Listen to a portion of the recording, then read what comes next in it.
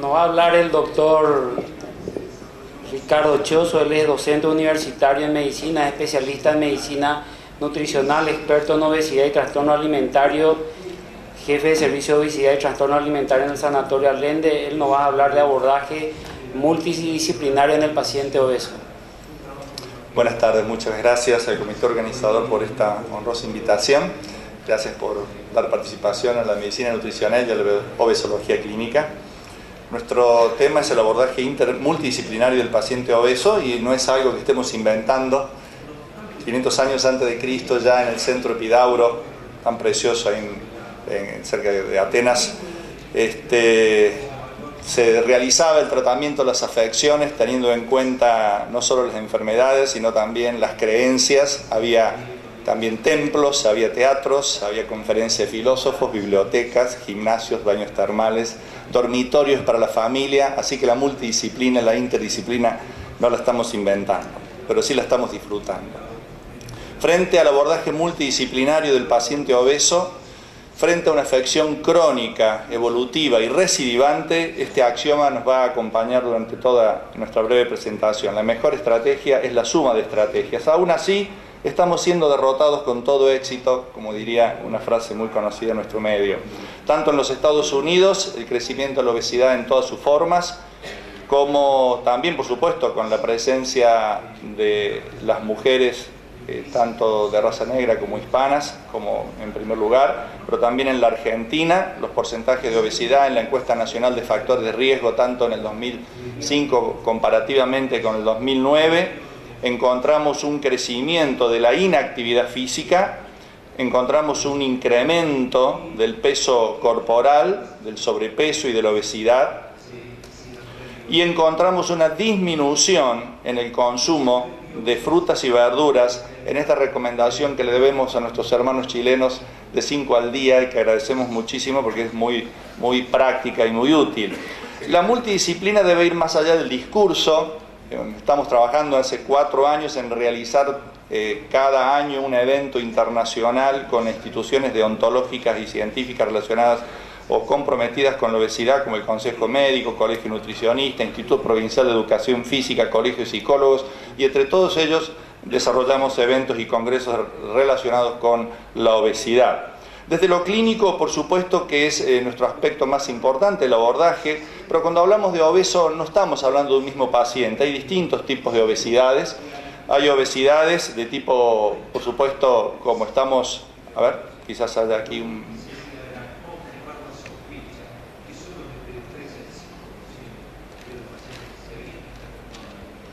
Tenemos que saber exactamente de qué obeso hablamos, de qué obesidad hablamos. No es lo mismo una obesidad femoroglútea, subcutánea, donde tendremos una aparición muy precoz, pocas complicaciones y muy difícil tratamiento, que una obesidad visceral, abdominal, donde tendremos una aparición más tardía, muy difícil sus complicaciones y a su vez una respuesta terapéutica más evidente. Por eso estamos concentrándonos y se postulan por primera vez en la ATP3 la prevalencia del síndrome metabólico en los estudios epidemiológicos, dando énfasis a la obesidad que tenemos el compromiso clínico de tratar.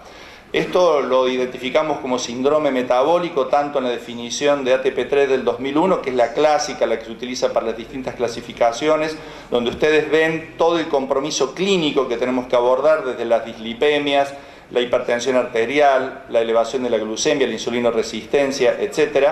Y los criterios más exigentes de la IDF del 2005, porque ya disminuye en 8 centímetros el perímetro de cintura aceptable y disminuye en 10 miligramos por decilitro el nivel de glucosa aceptada. Desde lo psicológico quizás sea el aspecto más importante a tener en cuenta, sobre todo por la tendencia natural del médico a subestimar la ayuda importante que brinda el equipo psicológico. Los trastornos psicológicos se acompañan como consecuencia en el paciente obeso, como causa para otros. La impulsividad, la dependencia y la inseguridad estarían implicados en la personalidad del obeso, en algunos autores. Lo que sí es absolutamente conocido es la crisis de vida, desarrollan tendencias de aumento de peso bruscas en los estrés moderados. La obesidad abdominal se relaciona normalmente con síntomas depresivos en hombres y mujeres. En trabajos realizados por nosotros encontramos que los tratamientos se abandonan justamente por el estrés que genera dietar y las dificultades para cumplir las indicaciones, por ejemplo, tanto como el ponerse muy ansioso, como ponerse también muy angustiado por no poder por comer lo que se quiere, y el desaliento, que es también una causal de deserción, exigen el acompañamiento. También el malestar psicológico se observa en el dietante crónico, en la sintomatología de ansiedad, angustia, en la irritabilidad. Fíjense, comparado con la muestra general, los pacientes puestos a dietar marcan muy alto su irritabilidad, marcan muy altos síntomas que tienen que ver con la irritabilidad, lo cual requiere el abordaje también psicológico en forma absolutamente imprescindible.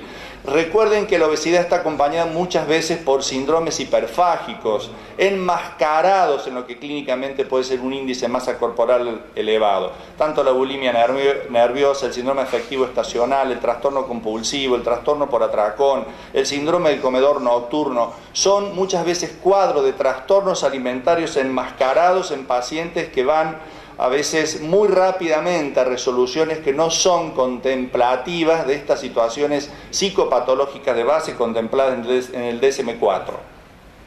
Los factores psicológicos son para Guy Grant una de las explicaciones del aumento de la obesidad en este tiempo, no solo la dieta rica en grasa, que todos conocemos, la falta de actividad física, sino fundamentalmente la vida estresante, a tal punto que la obesidad es el paradigma de las enfermedades ligadas al estrés en la civilización moderna, y hace muchos años se acuñó por primera vez el concepto de síndrome de civilización Bjorn Thorpe. El síndrome metabólico estaría ligada al estrés como una manera de una desregulación del hipotálamo, hipófisis adrenal, sobre todo con la elevación del cortisol, como todos sabemos, y sería el primum movens de la cascada de efectos neuroendocrinos que impulsan el desarrollo de la distribución visceral del tejido adiposo, provocando principalmente insulinoresistencia. Desde lo social, la obesidad es socialmente contagiosa y el abordaje multidisciplinario no debe hacerse solo con el paciente, sino también con el grupo de soporte social y particularmente en el hogar. Este concepto es un concepto muy interesante para trabajar con el paciente obeso, así como muchas veces pedimos el consentimiento, si alguien se va a intervenir, de los soportes sociales más significativos, afectivos. También es importante que participen de los tratamientos ambulatorios. Desde lo conductual, por supuesto, lo que todos conocemos en cuanto a la recomendación de actividad física, no hay disarmonía en las recomendaciones tanto de la escuela americana como europea de los 150 minutos semanales, con algunas pequeñas diferencias en cuanto a la estimulación de la masa muscular en forma alternativa. Las distintas opciones dietoterapéuticas que se proponen, que van en multitud de pirámides, óvalos, escaleras, etcétera, y propuestas últimamente como la de la dieta mediterránea, nos hacen sintetizar que la disminución de peso se asocia a una reducción de la tensión arterial, de los niveles de glucemia y de insulina en plasma, sin diferencia entre las dietas. Este es un ejemplo simplemente de la recomendación de 5 al día, y esto sí es para expresar que es muy importante incorporar a nuestros eventos científicos presencia de stand de frutas y verduras. Es algo que podemos realizar con mucha sencillez y realmente estamos haciendo docencia con nuestros pacientes. Para explicar el fenómeno del aumento de la obesidad, un aumento obesogénico como las comidas altas en grasas que abundan y se consiguen a bajo precio, como las múltiples ocasiones para permanecer inmóviles, no pueden explicar solos el hecho. Y estas son algunas de las propuestas que se han presentado para explicar el fenómeno de la epidemia de obesidad. A menor cantidad de horas de sueño, mayor es el índice de masa corporal por la disminución de la leptina y el aumento de la grelina, que como ustedes saben es un potentísimo orexígeno. trabajamos y nos movemos en una zona termoneutral de 27 grados y solamente regulando nuestro metabolismo en 22 grados tendríamos prácticamente un gasto de 1 kilogramo mensual. Los factores prenatales como las madres obesas, las hambrunas, la programación intrauterina por el aumento en la ingesta de grasas determinarían también predisposición a la obesidad.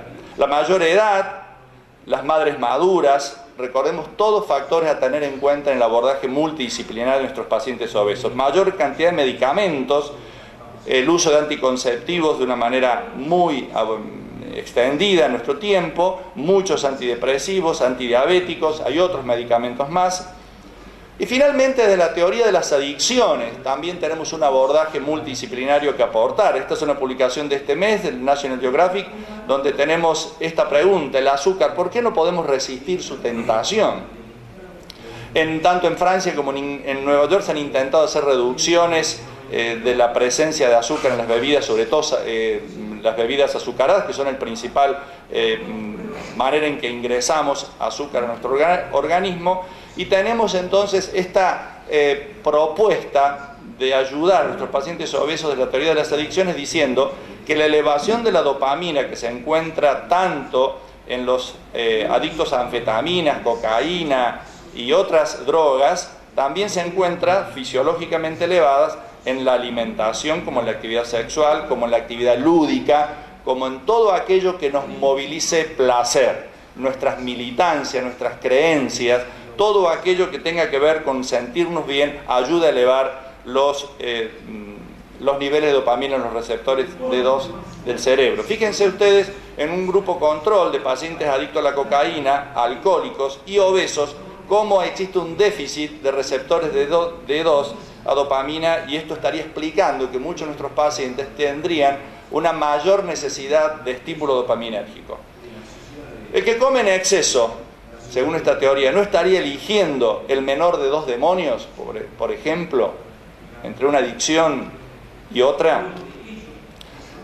El abordaje multidisciplinario del paciente obeso vuelve a repetirnos el axioma que la mejor estrategia es la suma de estrategias, y aún para cerrar, recordemos siempre esto, que modestas reducciones de peso resultan en beneficios significativos para la salud. Basta de poner a nuestros pacientes metas a veces inalcanzables, y tengamos en cuenta que aún pacientes intervenidos de cirugía bariátrica tienen en 15 a un 30% de recidiva en la obesidad, y por lo tanto tendremos también con ellos que ser moderados en nuestras expectativas en el mediano y largo plazo, y estas reducciones moderadas asocian a una significativa reducción en los factores de riesgo, fundamentalmente metabólicos. Muchísimas gracias por la atención de ustedes.